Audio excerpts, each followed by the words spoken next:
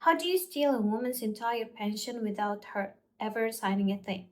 My brothers found a way, but they didn't count on the one person who was in that room every single morning. My name is Nora Whitfield, and I want to tell you about the 91 days my brother spent inside Sarah Hall's care home, because those 91 days almost erased her. Almost. I need you to understand something about my mother before I tell you the rest. Margaret Whitfield worked 41 years as a payroll clerk at a paper mill outside our town. 41 years of clocking in before sunrise. 41 years of a lunch she packed herself to save the $3. She did all of that so that one day she could stop and rest and not be a burden to anyone.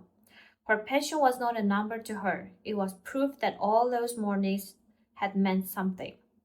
And my brother took it, not with a gun, not with a threat, with paperwork and patience and the quiet assumption that no one was really watching. So here's where I ask you a small thing. If you have ever watched someone you love get treated like a problem to be managed instead of a person to be cared for, type the word witness in the comments right now. Just that one word. I want to see how many of us have stood where I stood, and if this story matters to you. The like button helps it reach someone who's living through the same thing tonight. Let me take you back to the beginning. My father died 4 years ago. After that, my mother lived alone in the house she had paid off with those 41 years of early mornings. She was fine. Slower, yes. Forgetful about small things, the way we all get. But fine. She did her own crossword. She fed the birds. She called me every Sunday at 4 in the afternoon and I could set my watch by it. I lived 3 hours away. My two older brothers, Gerald and Peter, lived in the same as her. 15 minutes from her door, and because they were close and because I was far, I did what a lot of people do. I trusted them. I told myself that being nearly meant they were looking after her. I told myself that distance was my only failure and that they were covering the rest. I want to be honest with you about the trust because I think it's the thing that let all of it happen. It wasn't blind, it was worse than blind. It was convenient. Trusting my brothers meant I didn't have to drive 3 hours every weekend. It meant I could tell myself I was a good daughter while doing very little. Guilt is a strange thing, something it makes you look closer, and sometimes if you let it, it makes you look away faster. Because looking closer would mean admitting you should have looked sooner. I looked away. I have to live with that. I was wrong about what they were covering. The first sign came in a phone call, not from my mother, from Gerald. He told me in his calm, rehearsed voice that mom had had an accident, that she'd left the stove on, that she had wondered, that the doctor was worried, that they had found a lovely place, Cedar House, that it was already handled, and that I didn't need to worry about a thing. Already handled. That phrase should have set every alarm in me ringing, because my mother had called me the Sunday before at exactly 4 in the afternoon and told me about the tomatoes she was going to plant. She did not sound like a woman who wondered. She sounded like my mother. But Gerald was the older brother, the one who spoke first at every family dinner, the one whose confidence I had mistaken my entire life for competence. And so I let him handle it. I drove down for the move-in day. I hugged my mother in a hallway that smelled like bleach and boiled vegetables. And I told her it was temporary, that she looked at me with these eyes that I still see when I close mine. And she said, Nora, I don't understand why I'm here. I didn't understand either, but I told my brothers did. Here's what I did not know that day. 3 weeks before that phone call, Gerald and Peter had sat down with my mother at her kitchen table. They had bought papers. They had told her the papers were about her health, about making sure she was protected. And my mother, who trusted her sons the way I trusted mine, signed where they pointed. What she signed was a power of attorney, financial and medical, both of them, jointly, giving control over every account she had, her checking, her savings, and the pension that paid into the account on the first of every month like clockwork, the way she had once clocked in. So she did not read it. Why would she? They were her sons. And once that document existed, everything else was legal. That's the part that kept me up at night later. Everything my brothers did was on paper alone. They had the authority, they had the signature, they had the story about the stove and the wandering ready to hand to anyone who asked. What they didn't have was a way to make my mother invisible, because inside Cedar Hall, someone was watching her, really watching her. Her name was Deneen. Deneen was a certified nursing assistant on the day shift. She was the one who came at 6:30 every morning to help my mother wash and dress. And from the very first week, Deneen knew something was wrong, not with my mother's mind, with her situation. Because my mother, the one my brother described as confused and wondering, would sit on the edge of her bed while Deneen helped with her cardigan and she would talk. Clearly, completely. She'd talk about the paper mill, about my father, about the crossword she couldn't finish because they had taken away her pen for safety. She would ask Deneen every single morning the same quiet question: Has my daughter called? Has Nora called? And every morning Deneen had to tell her the truth that there were no messages, that the front desk had no record of calls being put through. That was the first thing that didn't add up because I was calling. I called Cedar Halls every few days, and every time a pleasant voice at the front desk told me my mother was resting or in an activity, or not up for visitors today. I believed it. I pictured her doing crafts. I pictured her safe. Gerald had told the facility that he and Peter were the only approved contacts, that I was estranged and unstable, and that my calls upset my mother. He had written it into her file, so when I called, I wasn't a worried daughter. On paper, I was a problem they were protecting her from. Do you see how it works now? Do you see how clean it is? You isolate the person, you isolate the one relative who might ask questions, and then you have all the time in the world. Let me tell you what my brothers were doing with that time. The pension came in on the first, every month. That deposit landed in my mother's account, and every month Gerald and Peter moved it. Cedar Halls was billed to her account, yes, but the facility she was actually in was a lower tier ward than what they were paying for. They had placed her in the cheapest room and billed the state for the premium one and pocketed the difference. On top of that, they had opened a joint account for her expenses and were routing the surplus pension into it. New truck for Peter. Girl's credit card debt gone. A vacation. All of it drowned, legally, from 41 years of packed lunches. And my mother sat in her room with no pen, asking a nursing assistant every morning if her daughter had called. I want to pause here because I know some of you are listening to this while you are driving to visit a parent or sitting in a parking lot outside a facility just like Cedar Halls, working up the courage to go in. This one is for you. I put together a free checklist. It's called the Family Caregivers Paper Trail, and it walks you through exactly which documents to ask for, which questions to ask the front desk, and the warning signs that someone is being isolated from the people who love them. It's free. It's in the descriptions and the pinned comment below. If it helps you, even one of you catch what I caught too late, it was worth making. Now, back to Deneen. Deneen did something that most people honestly would not do. She got involved. She could have looked away. It wasn't her job to fix my mother's family. Her job was the cardigan and the washcloths and the morning meds. But she couldn't look away because every morning my mother asked the same question, and every morning the answer broke a little piece of her. So Deneen started paying attention. She noticed that on the days Carol visited, he brought papers, not flowers. She noticed my mother would be quieter for days after. She noticed that the estranged, unstable daughter in the file did not match the woman who wept and asked for that the same daughter every single morning. There was one morning that Deneen told me about later, and I think about it constantly. She had come in at 6:30 as always, and my mother was already awake, sitting very straight on the edge of the bed with her hands folded in her lap.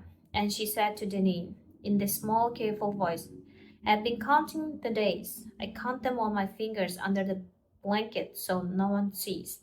Because if I lose count, I will start to believe them. And if I believe them, I really will be what they say I am. That was the moment Denise stopped being a nursing assistant who suspected something and became a person who knew.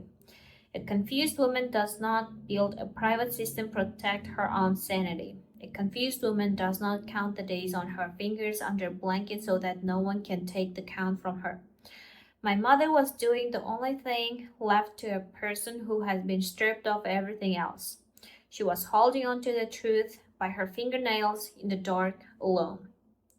And Deneen decided right then that my mother would not be alone in it anymore. She started small. She smuggled my mother a pen, just a cheap plastic pen from the nurse's station, slipped under the crossword book they had left but rendered useless. My mother wept over that pen like it was a diamond, because a pen meant she could finish a thought. A pen meant she was still a person who finished things. Deneen told me my mother filled in an entire crossword that first day and hid it under her mattress like contraband. And the next morning she had done another, and she showed Deneen each one the way a child shows a parent a drawing. Proof of a working mind, evidence, though neither of them called it that day. And then one morning, my mother said something that changed everything. She looked at Deneen while Deneen buttoned her cardigan, and she said, They're going to sell my house. Gerald told me. He said I signed it over. I don't remember signing my house away, Deneen. I would remember my house. That was the line they crossed. The pension was theft. But the house my father died in, the house with 41 years of mournings in it, the house was the thing they were going to lose next. And my mother knew it, and no one believed her. She had no pen and no phone and no daughter who could hear her.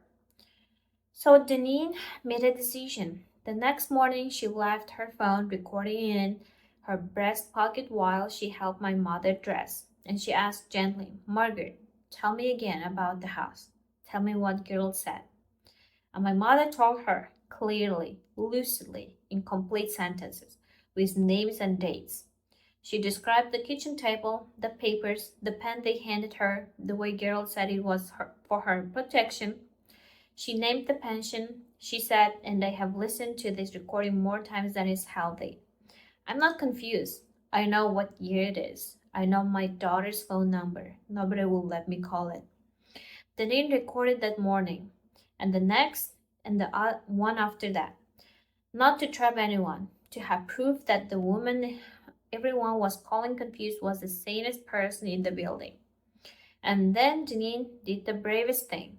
She broke a rule. She was not allowed to contact family members outside the approved list. She could have lost her job, but she pulled my mother's life, found the emergency contact from years back that girl hadn't managed to scrub, an old number, my number, and she called me on her own phone, on her own break, standing in the parking lot of Cedar Hall so no one inside would hear. That's the voicemail I still have. A woman I had never met, speaking fast and low. Mrs. Whitfield, my name is Deneen. I am a CNA where your mother is staying. I'm probably going to get in trouble for this call, but your mother asks for you every morning, and I don't think the things you have been told are true. Please call me back, please. I called her back in 90 seconds, and everything my brothers had built in the dark came apart in the light. Before I tell you how it came apart, I want to say something to the people who left that word in the comments earlier. Every one of you who typed witness, you know this feeling. The feeling of being the one who saw when everyone else looked away.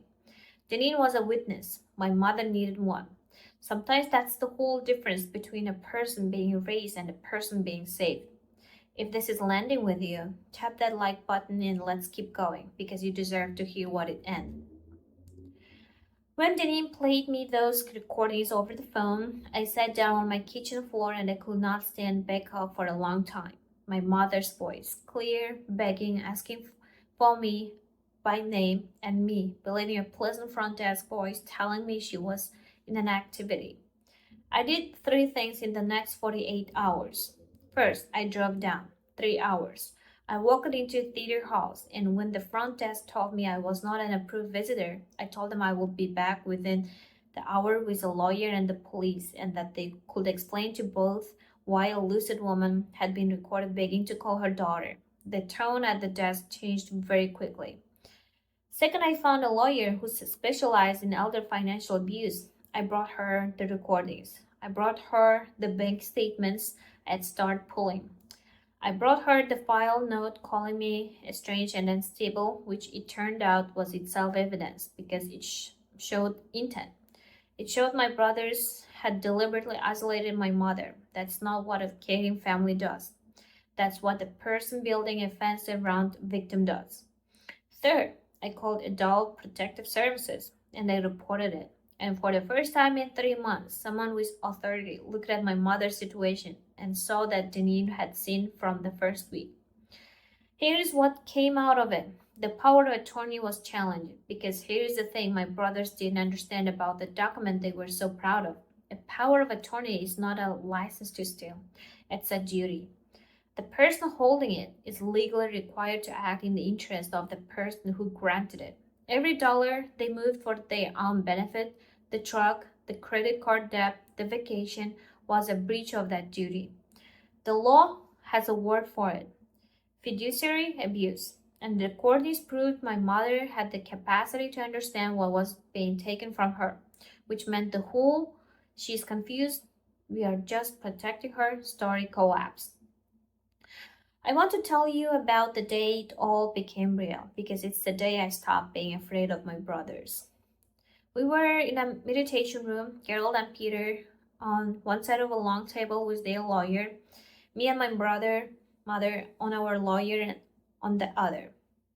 And Gerald was doing the thing Gerald always did. The calm, rehearsed voice explained to the room how he had only ever acted out of love, how the burden of caring for mom had fallen on him and Peter, how I had abandoned the family and now swept in to play the hero. And then our lawyer pressed the button, and my mother's voice filled that room. I'm not confused. I know what year it is. I know my daughter's phone number. Nobody will let me call it. I watched my brothers' faces. I watched Gerald's comb curl into something small and cornered, because there is no rehearsed voice that survives the sound of your mother, clear as a bell, describing exactly what you did to her.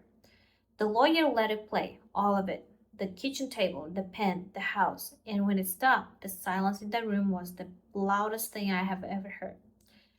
My mother reached over and held my hand under the table, and she was not shaking. I was, she wasn't. The house was never sold. We stopped the sale with 2 days to spare. My mother's name is still on that deed today. The pension was traced, dollar by dollar. The joint account was frozen. The truck was a problem for Peter, and I did not lose any sleep over it. And my mother came home. I moved her in with me. She has her own room now, with a window that gets the morning light because she likes to be up early. 41 years of habit doesn't leave a person. She does her crossword in pen. She feeds the birds off my back porch. And every Sunday at 4 in the afternoon, she doesn't have to call me because I'm already there. She's not the same. I won't pretend she is. 91 days of being told you are confused when you are not does something to a person. But at night she wakes up asking if she's allowed to call her daughter, and I have to sit on the edge of her bed the way Deneen once did, and tell her yes, always, she's home. No one is keeping her from anyone ever again. Now, let me tell you about Deneen, because this story doesn't work without her. Deneen did lose something for what she did. But here's what she gained. My mother has a second daughter now. That's what mom calls her. Deneen comes for Sunday dinner when her shifts are low. She sits at my table and my mother pours her tea, and the two of them do the crossword together.